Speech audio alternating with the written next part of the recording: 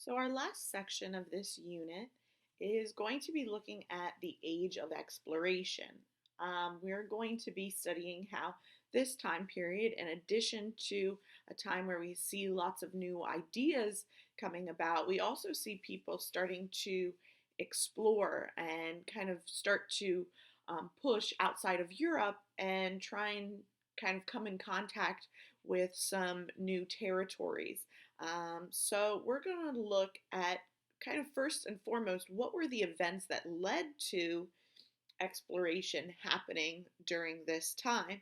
And really, there are five causes that triggered this time period being such an age of exploration. So in your notes, you'll see you'll have a graphic organizer that says causes, events leading to exploration. We're going to start in the top left-hand corner in that large box, and then we're just going to work our way clockwise around the graphic organizer, filling in the information. So let's talk about the very first cause of exploration. So we want to say in this box, during the early 1400s,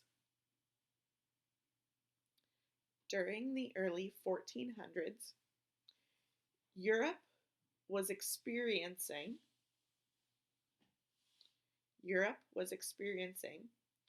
a time of nationalism,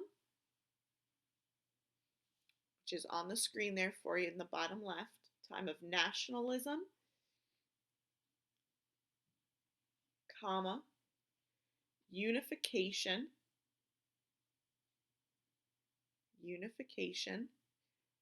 comma, and prosperity,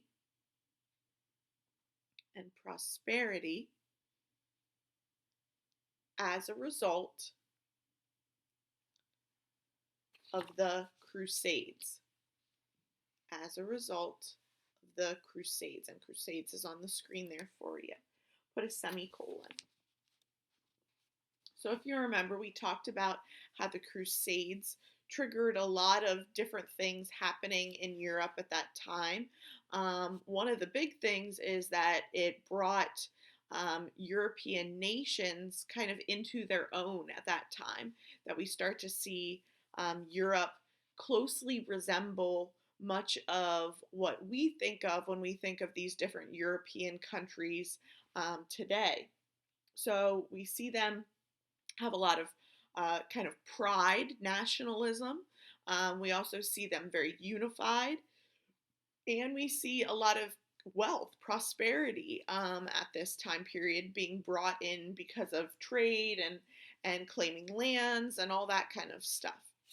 So as a result of the Crusades, we talked about how Italy took their wealth and kind of unification and pride and things like that, and they invested in what we talked about last unit, which was the Renaissance, their kind of cultural movement. So put a semicolon after Crusades, and we want to say areas like Italy, so we're still in the same box, areas like Italy used their new wealth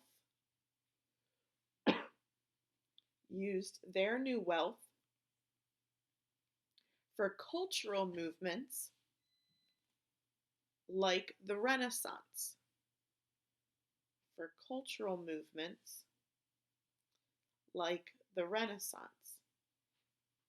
Semicolon.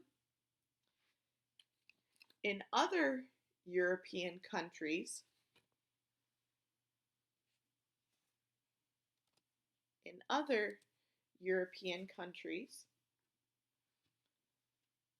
monarchs invested their money. Other European countries, monarchs invested their money in furthering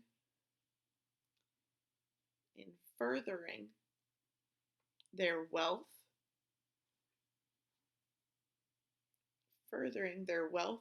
and political power through exploration. Furthering their wealth and political power through exploration. So in Italy, we see them invest in the Renaissance and that kind of cultural movement where other regions of Europe, other countries are going to decide, oh, well, we're going to instead invest our money in growing our political power and getting more money for our country. And the way to do that was through exploration because they were very intrigued by exploration and what kind of benefits it could bring back to their country. And it did have a lot of benefits for their countries for the most part. We'll talk about that more later when we talk about some of the effects. So that was one thing that kind of triggered exploration. Second, fitting with that idea of gaining more wealth, was that much of exploration was based on their interest for new resources. So now this is the second box, so just shift over to the right. And the two areas that they were very interested in exploring in this time were the continents of Asia and Africa. So for the second box, we want to say Asia and Africa. Asia and Africa were regions that were most desired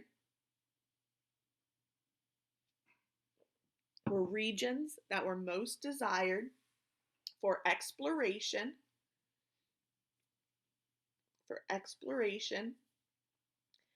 as they contained resources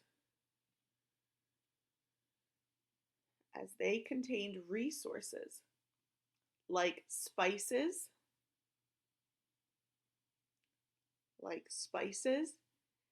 and luxury goods. Luxury is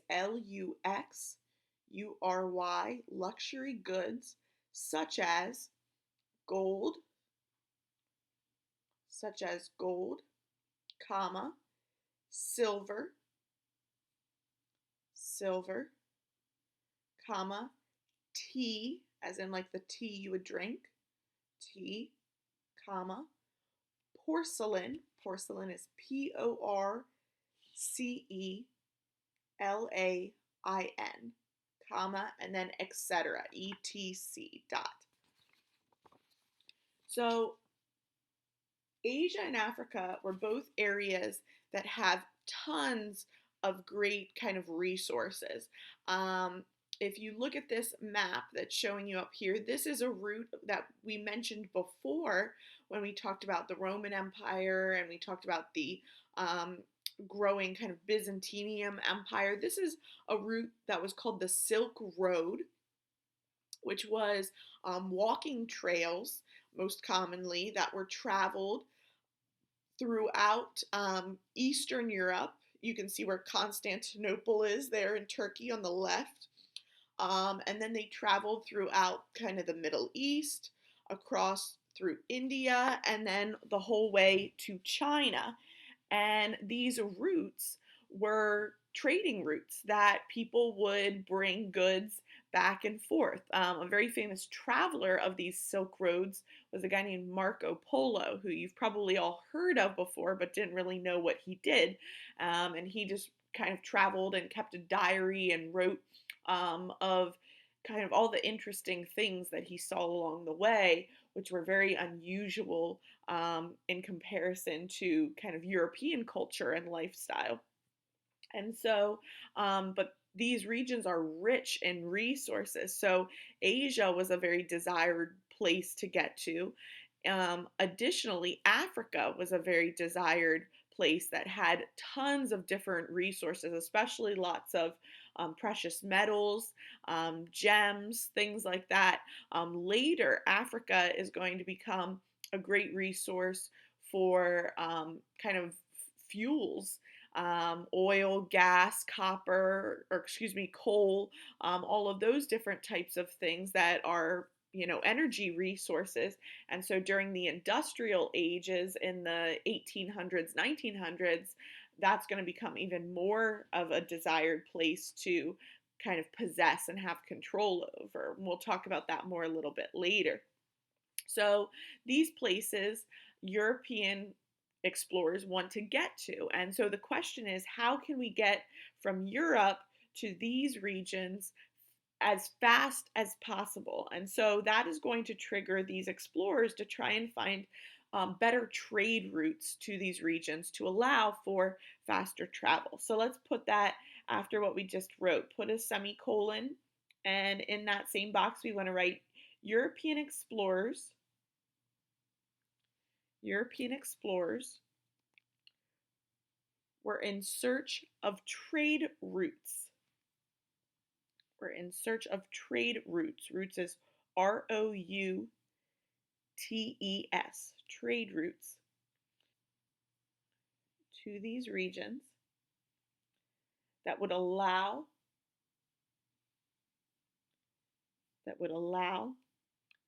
for speedy travel. That would allow for speedy travel. So that is another motive for why exploration comes about in this time. The third is something that fits with what we've been talking about with this time period. So for the third box, we want to write the idea of exploration. The idea of exploration was reinforced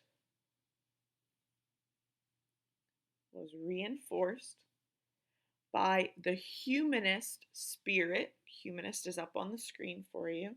By the humanist spirit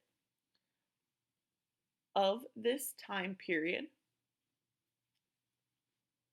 Humanist spirit of this time period, which promoted challenging the individual,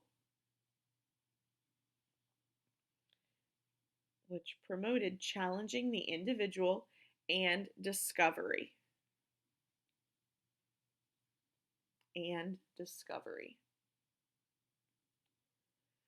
So we've talked about humanism before, this idea of thinking for oneself, being creative, not just accepting traditional ideas. And humanism is going to also encourage this idea of exploration, of getting out and discovering new things, looking for new ideas, etc., etc. And so humanism kind of fits with the attitude of this time, which is going to reinforce this idea of exploration. All right, the fourth reason, something we've been talking about, we want to say, fourth box, after the Crusades,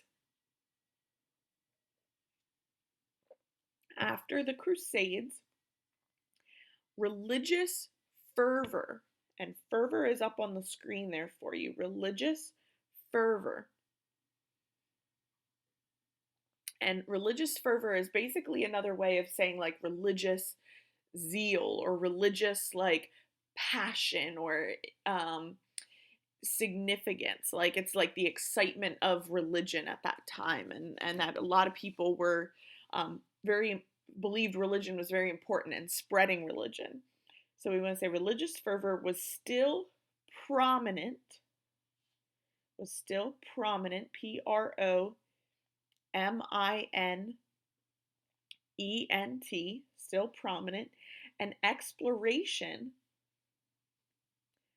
and exploration allowed for Christians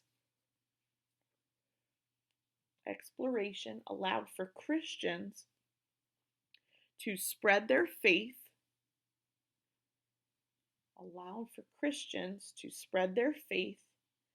to new lands,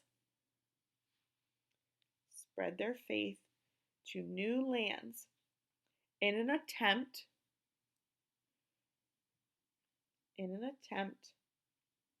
to gain more followers,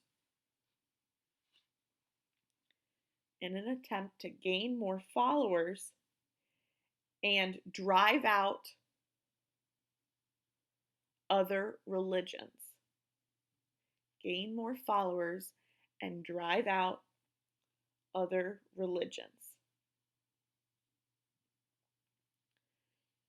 So if you think that time period was very religiously competitive amongst the different religions, you have Christianity especially, which Christianity then right around that time is going to start to divide into Catholics, and then Protestants. So that's going to make it even more competitive.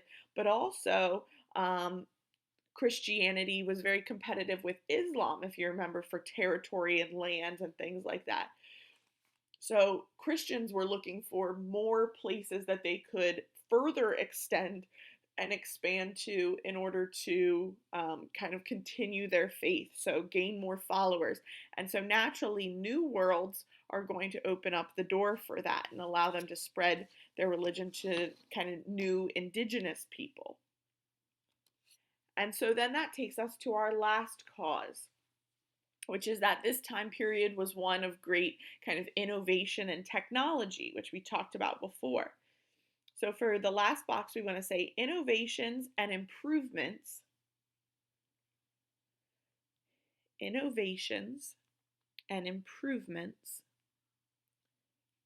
to sailing technology, innovations and improvements to sailing technology allowed for ships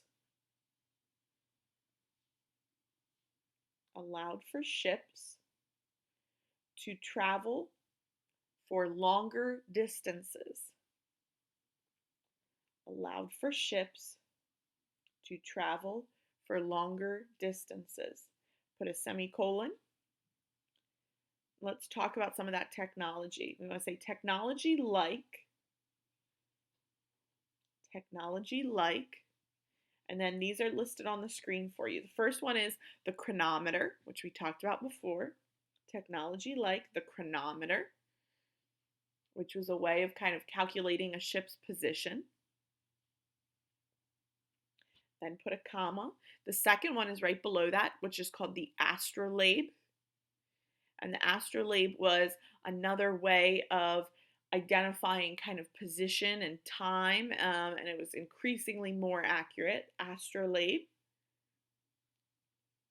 comma.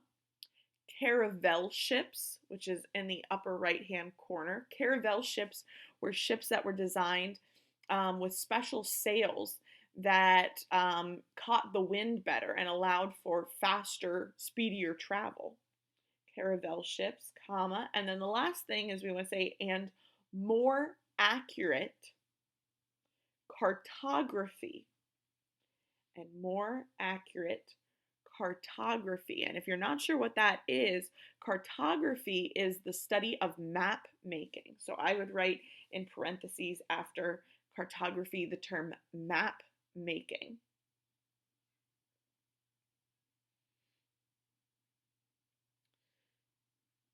So all of those different innovations, and there were others as well, but those specifically are going to help benefit this time period and allow for sailors to travel longer distances, which is one of the things that you'll start to see as we look next at explorers and what their achievements are, that we kind of start from the early explorers and work to some of the later explorers, and you'll notice that as we travel longer distances, that fits with kind of the later time periods.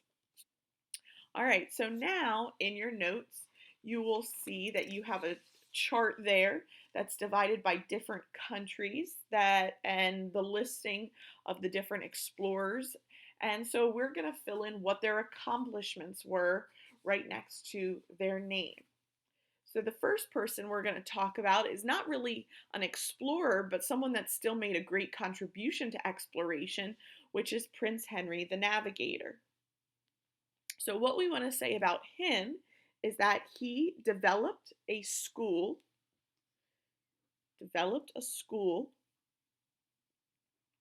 for navigation,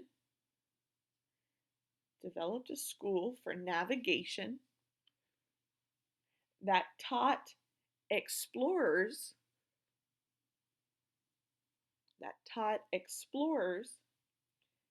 how to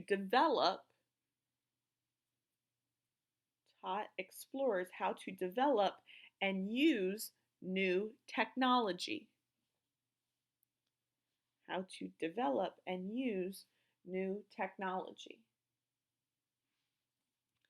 So Prince Henry the Navigator, while he wasn't actually out exploring himself, he funded a school that encouraged exploration by teaching those that were interested in exploring how to do so. And so that was going to be something that early on was going to allow for Portugal to become kind of one of the big explorers and kind of power players in this time with exploration.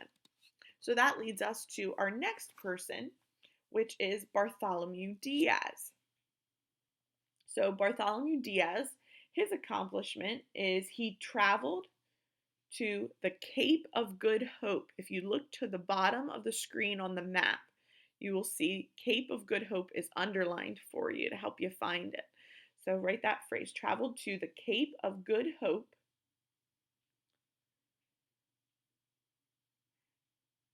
at the tip of Africa. Traveled to the Cape of Good Hope at the tip of Africa.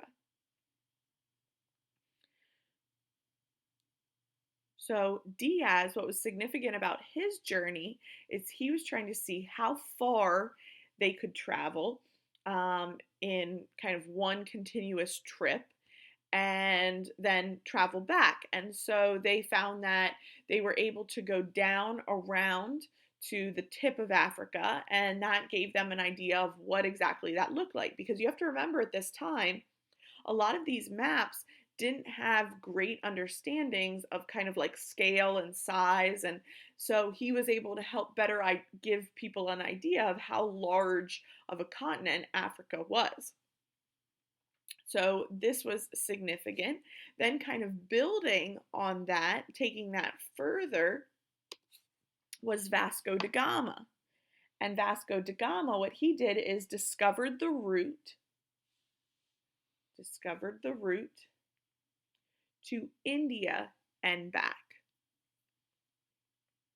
Discovered the route to India and back.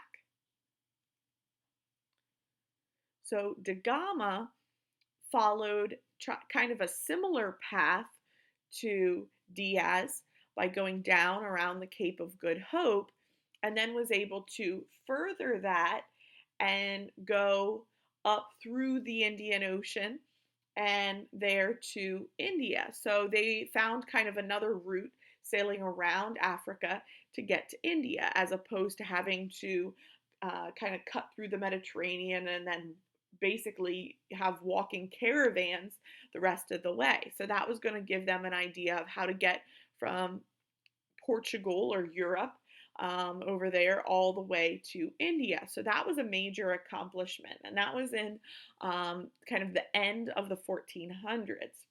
So then, picking up kind of in that same vein, were countries like Spain. So this is a figure that you're probably familiar with, Christopher Columbus. But we want to note that Columbus's accomplishment is that he was the first European to reach the Americas.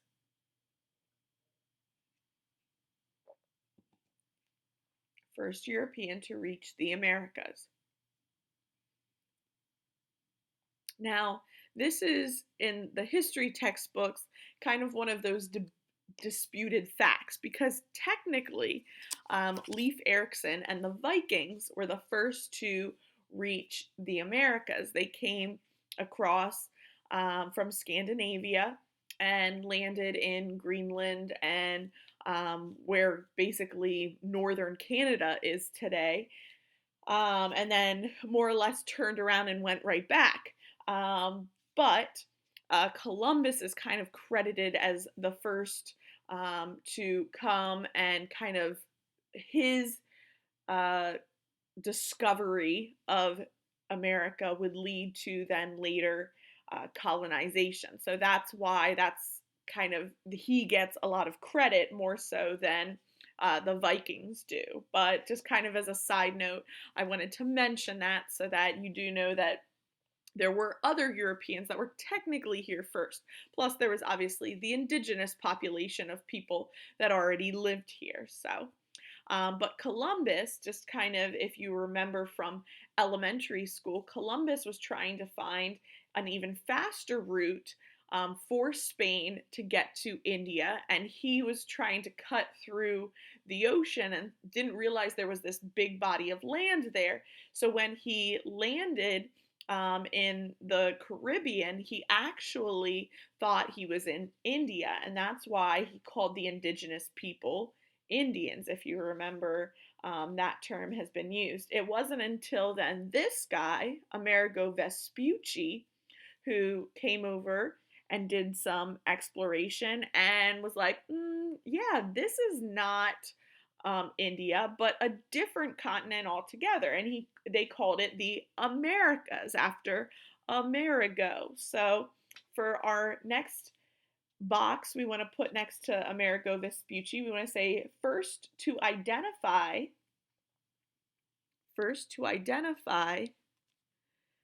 the land Columbus identified as India,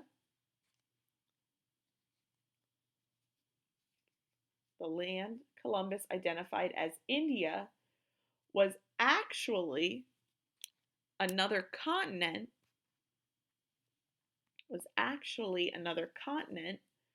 called the Americas.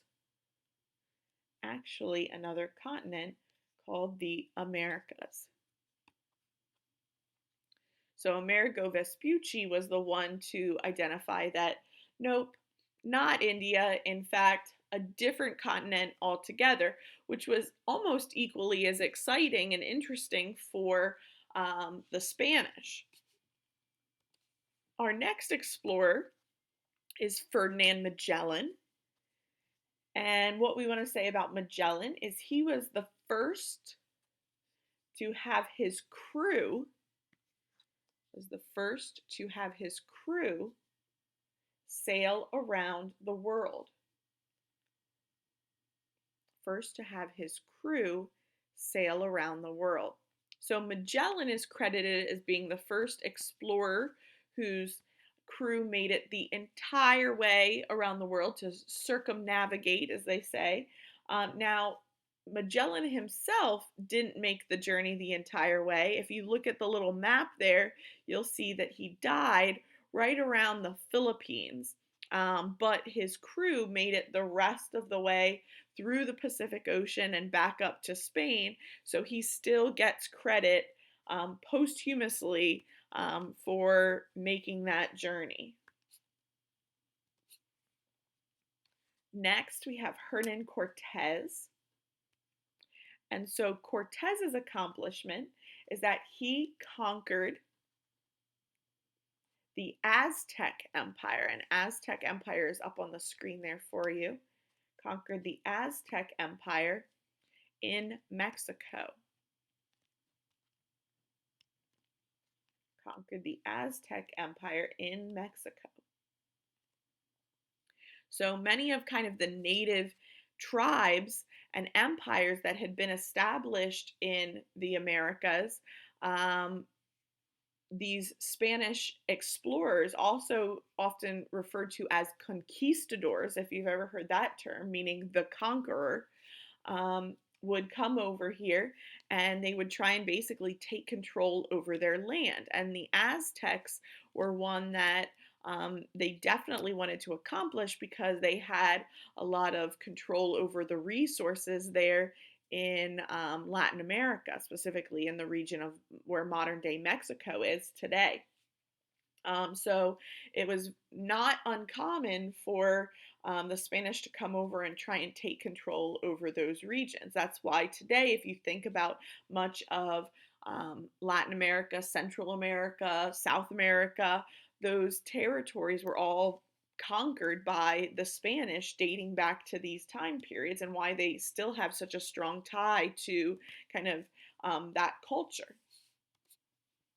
And then that leads us to our last Spanish explorer, which is Francisco Pizarro, who was also a conquistador. and he conquered the Incan Empire. Conquered the Incan Empire in South America.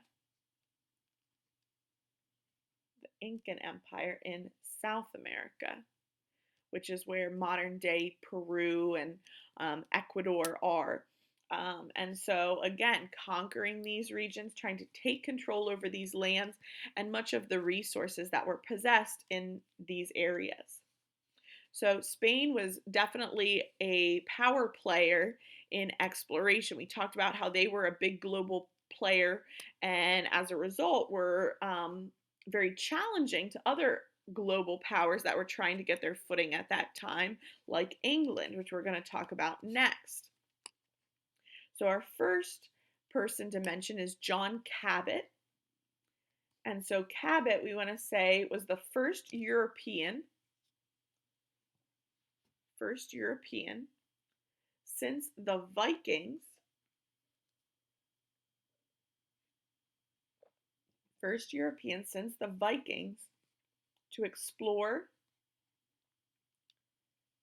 the mainland of North America. To explore the mainland of North America. So Cabot was the first one to then come over and start to kind of move through the territory of Greenland as well as northern Canada, and kind of started to push into even parts of kind of the New England area of the America or the United States. And so we start to see them kind of exploring more of the north part of America, where Spain was focusing more on kind of the more southern parts. Next person is someone I had mentioned before when we were talking about the Tudor dynasty and Queen Elizabeth, which is Sir Francis Drake. And so Francis Drake, we want to say, was the second to sail around the world. Now, he made the entire journey, was the second to sail around the world, and was the leader of the English fleet, and was the leader of the English fleet, F-L-E-E-T, against the Spanish Armada. Spanish Armada is up on the screen for you. The English fleet against the Spanish Armada. So Sir Francis Drake was considered a great naval commander in that time period, defeating the Spanish Armada, which we talked about was a major accomplishment and helped England kind of set itself up as a global power, a world power at that time. And then he also was going to be the first person to actually physically make it the entire way around the world. And then that takes us to Henry Hudson. So Henry Hudson, what we want to say about him was he sailed the Northwest Passage,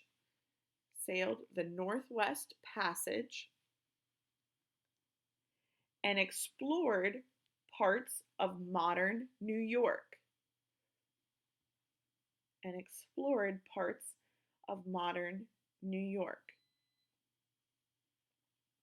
So Hudson was going to travel through what we call the Northwest Passage, which is up here through northern parts of North America. And he was going to come in and try and explore kind of around these different regions where most of modern New York falls. You can see the Hudson Bay there. You can also see Hudson River, all of those regions that are kind of named after him today. And then he's going to basically turn around and go back. Now, he also did work for the Dutch for some time. So that's where you also see it says from England, and then it also says from the Netherlands. So there was a couple different areas that he was exploring. And then he was also working down kind of the coastline there in the Chesapeake Bay, Delaware Bay, down to the Outer Banks. So starting to explore kind of the region that we live in even today. And then our last explorer we're going to talk about is from France, and this is Jacques Cartier.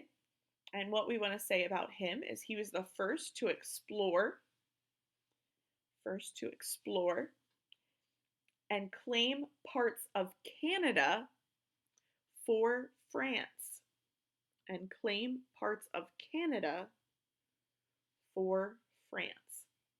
So Cartier is going to come over and start to kind of stake claims in some of these regions for the French. And that's why, if you think about some parts of Canada, specifically the territory of Quebec, that Quebec is still today a French speaking territory.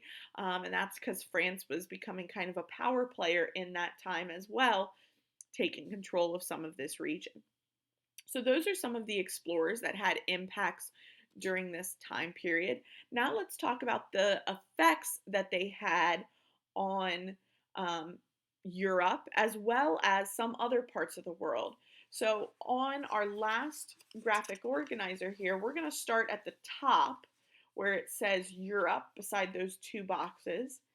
And we're going to note how Europe kind of benefited and changed because of exploration. So for the first thing, we want to say in one box that European nations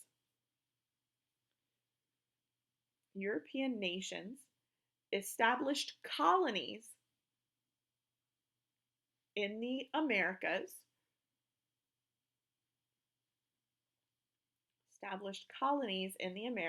comma, and trading posts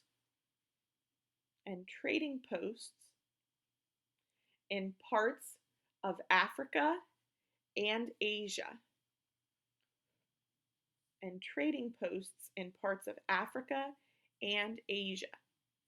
So they were going to, we obviously know about the 13 original colonies here in North America, but many of these countries that we mentioned were going to start to colonize and set up kind of new living areas within these countries or regions that they were colonizing. They're also in Africa and Asia going to set up a bunch of little trading posts, areas that they can trade with freely back and forth. And what this is going to do is it's going to later trigger a time period in the 17 and 1800s that we call the Age of Imperialism. So put a semicolon, and we want to say would later contribute to the Age of Imperialism. And that phrase is down at the bottom of your screen for you. And the Age of Imperialism was kind of this scramble for these different European global powers to try and control as many regions as possible. It was kind of like a time of empire building, which you might remember learning about a little bit last year in US 1. One of the major global power players in empire building would be England or Great Britain, and that they would be able to expand into many regions. If you look at the map up there, the kind of lighter green were all territories possessed by Great Britain, which included Canada, tons of regions in Africa like Egypt and South America, India, Australia, all of those territories were their possessions, which meant lots of money and resources and things coming in. And so a lot of countries were doing this at the time. So we'll talk about that more a little bit later when we talk about some of our other units as well. The second thing that we're going to see that happens during this time, so this is the second box next to Europe. We want to say European nations became wealthy with very powerful monarchs.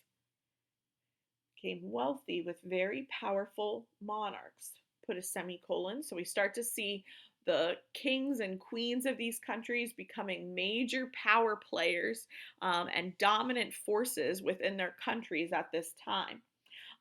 And because of this increased wealth, we see a kind of a new economic system that we start to see developing, which is capitalism. So we want to, say after our semicolon, would lead to the rise would lead to the rise of capitalism, and I would underline that term for yourself in your notes, would lead to the rise of capitalism, which is an economic system,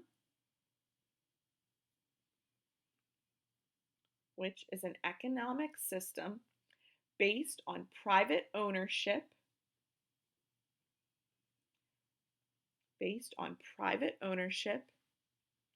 and use of goods and services.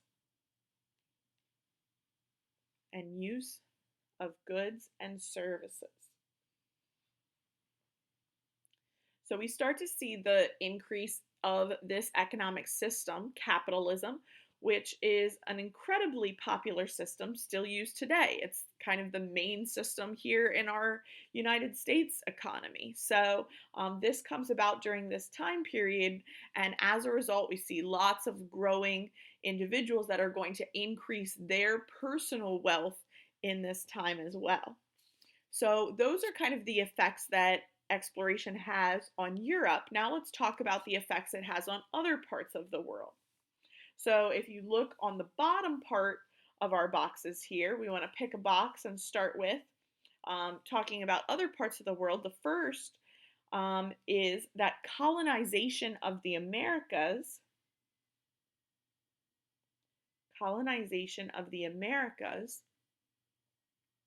led to the establishment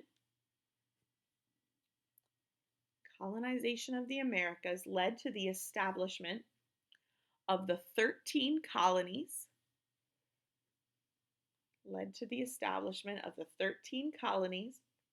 which allowed for the precursor, PRECURSOR,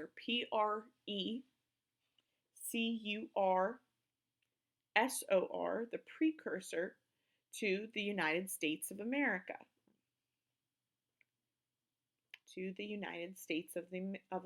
So our country, really, we can trace our roots back to this kind of age of exploration. So if it wasn't for kind of the colonization and the things that were happening, then, that could totally change the history of our country. So that was an important change. Another impact that we have is what we call the rise of mercantilism. So for the second box, I want you to write rise of mercantilism, and the term mercantilism is up on the screen for you,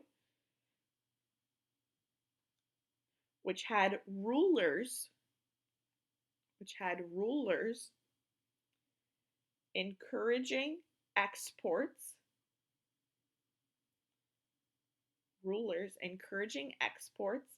and discouraging imports,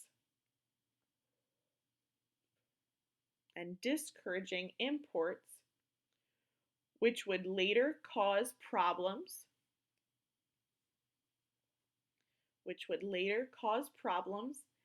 in the American colonies.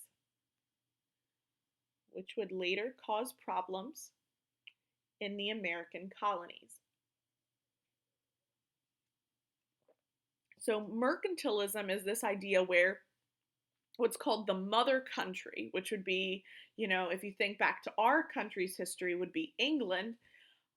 They are going to, in order to gain more financial benefit for themselves, they want those colonies that they possess to basically be buying products from the mother country. And so as a result, they want to be able to export those things to the colonies, and then they can basically take whatever they want from the colonies and get it for, the very bottom price. This concept, if you think about our colonies, was when we had an issue with that, when we were being taxed very heavily for products like tea and stamps and all kinds of things like that. That's when then the people started to rebel and would eventually lead to the American Revolution. So mercantilism is going to become kind of an issue or an effect that happens due to exploration. A third effect is a very important one, which is called the Columbian Exchange. So I would write this term in your third box and then we'll define what it is. Columbian Exchange. And so what this is, you can put a little dash, was the global transfer of plants, comma, animals, comma, and food throughout the eastern and western hemispheres. Throughout the eastern and western hemispheres, and then put a semicolon. So this was the exchange of products back and forth between North America and Europe, where they were taking resources from us and bringing things over. That's where many of the products that Europe has today, they were introduced to because of the vast quantities of those things here in North America. Things like peanuts, coffee, tobacco, all of those types of things were going, or excuse me, were going from North America to Europe. And then in turn, from Europe to North America, they were bringing different things like livestock, horses and cattle, wheat, things like that, that were European kind of products that then would be implanted here. Now, in addition to foods and animals and things like that, the Columbian Exchange also meant the exchange of disease. So after what you just wrote and our semicolon, we want to say this spread diseases throughout North America,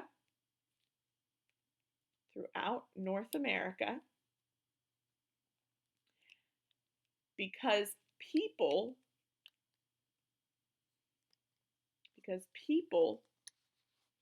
had no immunity, IMMUNITY, to such illnesses.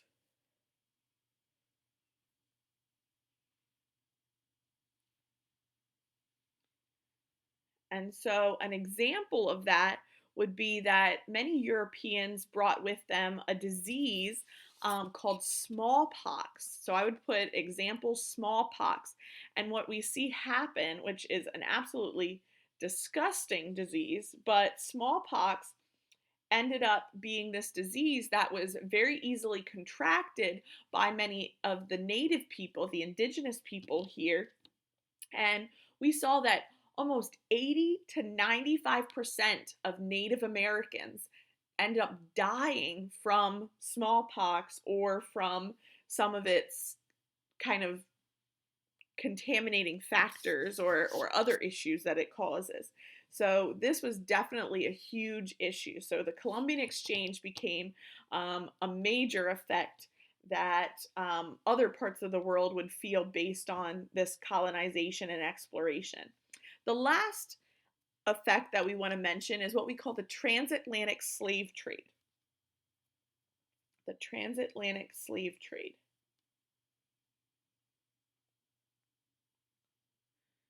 So put a little dash after this, and we want to say that this used what we call the triangular trade route, which is at the bottom of the screen, used the triangular trade route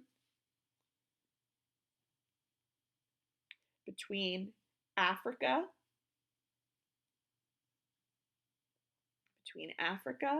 comma, the Americas,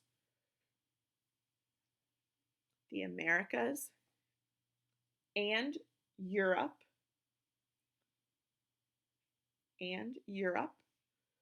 put a semicolon. So this was a trade route between Europe, the Americas, and Africa. So basically, in theory, a triangle where they were moving slaves back and forth through these routes to these different places, more or less from Africa to Europe and from Africa to the Americas. After the semicolon, we want to say that slaves were needed. Slaves were needed in the Americas. Were needed in the Americas due to the death of native populations. Due to the death of native populations. So after smallpox and other diseases killed many native people, now all of a sudden with these new products and resources, they need help, the Europeans, in bringing those things back and harvesting crops and things like that. So they needed some type of labor, slave labor. And so Africa, since they had also been kind of interested in colonizing there starts to be a huge market of slaves that they are pulling from West Africa, which if you look at the map over here, you can see West Africa, this whole region here along by like Sierra Leone and the Congo, and those regions became known as what they called the Slave Coast, where they were pulling people from that region and transporting them across through the Middle Passage. So put a semicolon, we want to say West Africa. West Africa was the region most slaves came from. Was the region most slaves came from, comma, and they traveled the Middle Passage. They traveled the Middle Passage on cramped slave ships,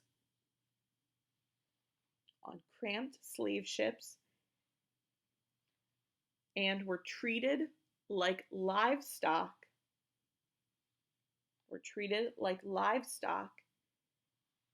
and auctioned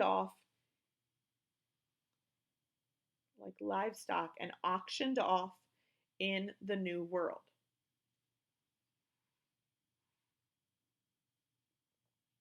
So they were taking slaves from West Africa. They would load them on these slave ships. If you look at the picture there on the bottom, that's showing you like a manifest from one of these slave ships. And all of those little images, if you look very carefully, would have been all of the people that they would have jammed on this ship.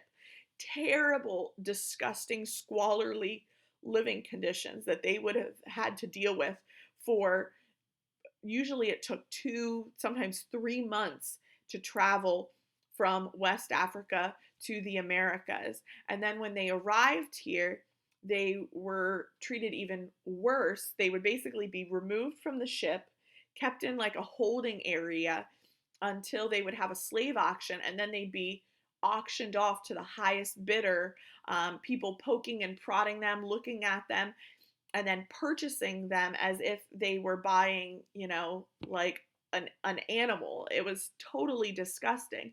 And this was how basically slavery became an institution within our country until the 1800s and the Civil War and things like that. But we're talking about massive amounts of people that were brought to many different regions throughout the Americas: North America, Latin America, and the Caribbean, South America.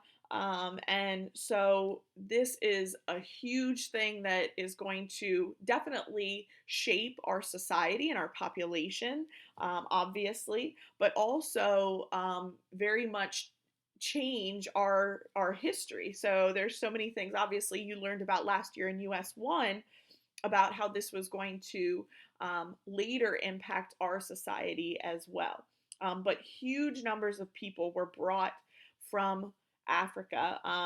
In the mid 1500s, we saw about 10,000 slaves a year being brought to America, and by the 1700s, about 70,000 slaves were being brought each year. So huge impact on our country and our history. So those are the effects that exploration would have. That brings us to the end of the unit. So at this point, you want to show me your notes and you are going to complete your section 4 quiz. When you are done with the quiz, then you are done with all of your work for this unit. You can be working on your study guide, which I would highly suggest. You can be completing the extra credit. There is an extra credit assignment up on the front board. Or you can then be reviewing for your unit test. Your test is going to be Wednesday, November 21st. And if you would like help reviewing for your test, there is a Quizlet. You can go on Quizlet, either the app or the website, and you'll search for my username, which is ahen03, and you will find a set of review cards for Scientific Revolution, Enlightenment Explorer cards, and you can practice reviewing the people and some of the concepts that'll be on your exam, and do all the different activities that Quizlet allows you to do that. So I would highly suggest doing those things if you have extra time to prepare.